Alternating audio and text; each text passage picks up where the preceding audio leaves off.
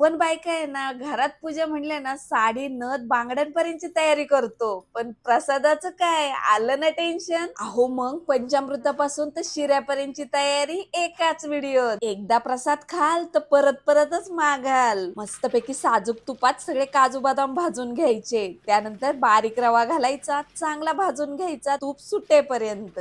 थोडं थोडं बेसन घाला आणि चांगलं परतून परतून घ्या वास सुटेपर्यंत आणि थोडं थोडं करून दूध घाला. चांगलं एकजीव करा आणि द्यानावरनं साखर टाकून साखर चांगली मिक्स करून घ्या. नंतर घाला वेलची पूड. आता सत्यनारायणचा शिरा म्हणलं तर केळ तर पाहिजेच ना हो. सगळे केळीचे काप करून घाला आणि सगळं एकत्रित छान करून घ्या बरं का मंडळी. झाकण ठेवायच्या आधी तुळशी पत्र घालायला विसरू नका. आता पंचामृताची तयारी. मध, तूप, साखर, दही आणि द्या ना दूध टाकून मस्त एकजीव करा आणि वरनं तुळशी पत्र ठेवा. प्रसाद तर झाला तयार. आता याचं प्रमाण आपल्या डिस्क्रिप्शन मध्ये दिलेलं आहे. काय मग बसताय ना जोडीने पूजेला?